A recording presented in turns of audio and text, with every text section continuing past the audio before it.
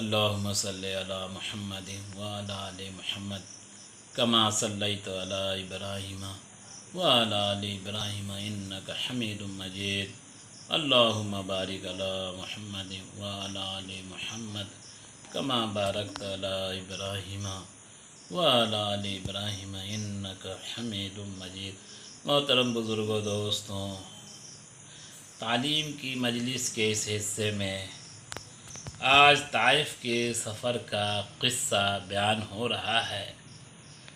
हुज़ूर अकरम सल्लल्लाहु अलैहि वसल्लम दावत के सिलसिले में दीन फैलाने के लिए अरब के मुख्तलिफ़ ख़ित्ते और इलाक़े में सहाबाओं के साथ जाते रहे और अल्लाह के दीन को पहुँचाया और फैलाया और अल्लाह के बंदों को जहन्नम की ख़तरनाक वादी से निकाल कर मकाम बहिश्त में पहुँचाया। उसी कड़ी का एक हिस्सा है ताइफ का सफ़र।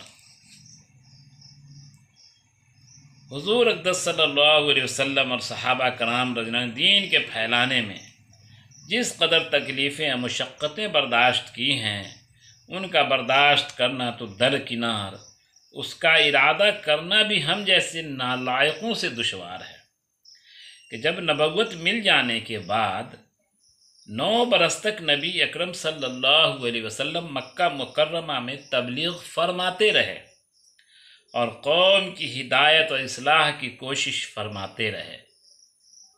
लेकिन थोड़ी सी जमात के सिवा जो मुसलमान हो गई थी और थोड़े से ऐसे लोगों के अलावा जो बावजूद मुसलमान न होने की आपकी मदद करते थे, अक्सर कुफ़ार मक्का आपको और आपके सहाबा रज़ियल्लाहु अन्हु को हर तरह तकलीफ़ें पहुँचाते थे, मजाक उड़ाते थे और जो हो सकता था उससे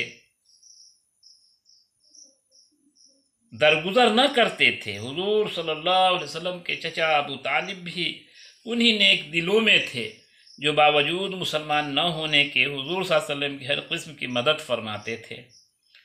10वें साल में जब अबू तालिब का भी इंतकाल हो गया तो काफिरों को और भी हर तरह खुले महार इस्लाम से रोकने और मुसलमानों को तकलीफ पहुंचाने का मौका मिल गया।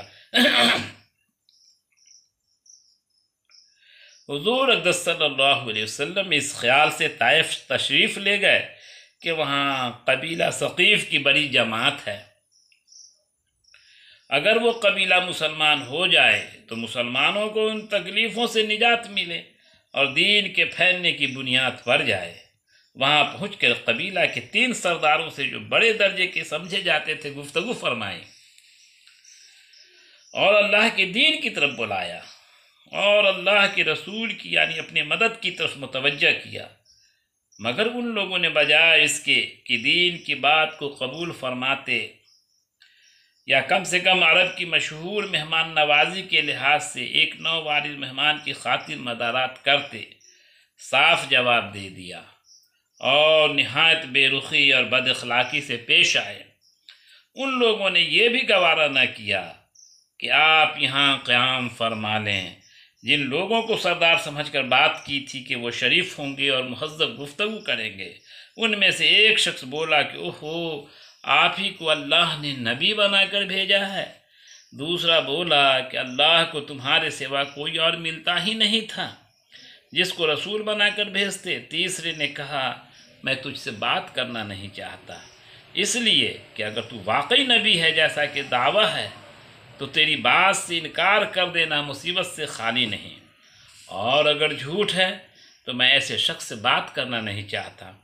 उसके बाद उन लोगों से नाउम्मीद होकर हुज़ूर सल्लल्लाहु अलैहि वसल्लम ने और लोगों से बात करने का इरादा फरमाया कि आप तो हिम्मत और इस्तक़लाल के पहाड़ थे। मगर किसी ने भी कबूल ना किया, बल्कि बजाय कबूल करने के हुज़ूर सल्लल्लाहु अलैहि वसल्लम से कहा कि हमारे शहर से फ़ौरन निकल जाओ और जहाँ तुम्हारी चाहत की जगह हो वहाँ चले जाओ। हुज़ूर सल्लल्लाहु अलैहि वसल्लम जब उनसे बिल्कुल मायूस होकर वापस होने लगे तो उन लोगों ने शहर के लड़कों को पीछे लगाया कि आपका मजाक उड़ाएं, तालियां पीटें, पत्थर मारें حتیٰ کہ آپ صلی اللہ علیہ وسلم کے دونوں جوتے خون کے جاری ہونے سے رنگین ہو گئے۔ حضور صلی اللہ علیہ وسلم اسی حالت میں واپس ہوئے۔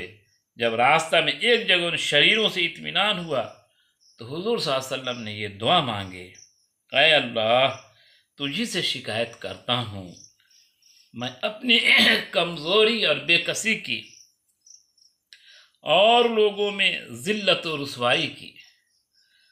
اے ارحم الراحمین، اے ارحم الراحمین، تو ہی ضعفاء کا رب ہے اور تو ہی میرا پروردگار ہے۔ تو مجھے کس کے حوالے کرتا ہے؟ کسی اجنبی بیگانہ کے جو مجھے دیکھ کر ترشرو ہوتا ہے اور منہ چڑھاتا ہے، یا کہ کسی دشمن کے کہ جس کو تو نے مجھ پر قابو دے دیا؟ اے اللہ، اگر تو مجھ سے ناراض نہیں ہے تو مجھے کسی کی بھی پرواہ نہیں ہے۔ جو تیری حفاظت مجھے کافی ہے۔ میں تیرے چہرے کے اس نور کے طفیل جس سے تمام اندھیریاں روشن ہو گئی اور جس سے دنیا و آخرت کے سارے کام درست ہو جاتے ہیں، اس بات سے پناہ مانگتا ہوں کہ مجھ پر تیرا غصہ ہو یا تو مجھ سے ناراض ہو۔ تیری ناراضگی کا اس وقت تک دور کرنا ضروری ہے جب تک کہ تو راضی نہ ہو۔ تیرے سوا کوئی طاقت ہے نہ قوت۔ مالک الملک کی شان قہاری کو اس وقت جوش آنا ہی تھا کہ حضرت جبرائیل علیہ السلام نے آ کر سلام کیا، عرض کیا کہ اللہ تعالیٰ نے آپ کی قوم کی وہ گفتگو جو آپ سے ہوئی ہے سنی اور ان کے جوابات سنے، اور ایک فرشتہ کو جس کے متعلق پہاڑوں کی خدمت ہے آپ کے پاس بھیجا ہے کہ آپ جو چاہیں اس کو حکم دیں۔ اس کے بعد اس فرشتے نے سلام کیا اور عرض کیا کہ جو ارشاد ہو میں اس کی تعمیل کروں۔ اگر ارشاد ہو تو دونوں جانب کے پہاڑوں کو ملا دوں جس سے یہ سب درمیان میں کچل جائیں، یا اور جو سزا تجویز فرمائیں۔ حضور صلی اللہ علیہ وسلم کی رحیم و کریم ذات نے جواب دیا کہ میں اللہ سے اس کی امید رکھتا ہوں کہ اگر یہ مسلمان نہیں ہوئے تو ان کی اولاد میں سے ایسے لوگ پیدا ہوں جو اللہ کی پرستش کریں اور اس کی عبادت کریں۔ یہ ہیں اخلاق اس کریم ذات کے جس کے ہم لوگ نام لیوا ہیں کہ ہم ذرا سی تکلیف سے کسی کو معمولی گالی دے دینے سے ایسے بھڑک جاتے ہیں کہ پھر عمر بھر اس کا بدلہ نہیں اترتا، ظلم پر ظلم اس پر کرتے رہتے ہیں اور دعویٰ کرتے ہیں اپنے محمدی ہونے کا، نبی صلی اللہ علیہ وسلم کے پیروکار بننے کا۔ نبی کریم صلی اللہ علیہ وسلم کی سخت تکلیف اور مشقت اٹھانے کے باوجود نہ بد دعا فرماتے ہیں نہ کوئی بدلہ لیتے ہیں۔ محترم حضرات، آپ نے قصہ طائف کا سنا، آپ صلی اللہ علیہ وسلم کی مصیبتوں کو، آپ صلی اللہ علیہ وسلم کے ستائے جانے کو، دق دیے جانے کو، ساتھ میں ذلت اٹھائے جانے کو اور پریشان ہونے کو آپ لوگوں نے دیکھا کہ آپ صلی اللہ علیہ وسلم اس کے باوجود بد دعائیں نہیں کی۔ روایت میں ہے کہ اللہ تعالیٰ نے فرشتوں کو بھیجا، اے نبی جی آپ کہہ دیں دونوں پہاڑوں کو ملا دیں، اس بیچ میں طائف شہر ختم ہو جائے، اس کے جتنے سارے لوگ ہیں جنہوں نے آپ کو دق دیا اور نہیں دیا، پوری بستی ختم ہو جائے۔ آپ صلی اللہ علیہ وسلم استقلال کے، صبر کے، ضبط کے پہاڑ تھے۔ آپ صلی اللہ علیہ وسلم نے کہا کہ اے اللہ، بے شک یہ ایمان نہیں لائے اور ہمیں پریشان کیا، لیکن ہمیں امید ہے کہ آئندہ ان کی نسلیں ایمان لائیں گے۔ تاریخ میں ہے کہ طائف سے بڑے بڑے اللہ والے، بڑے بڑے مرد مجاہد کو طائف نے پیدا کیا ہے۔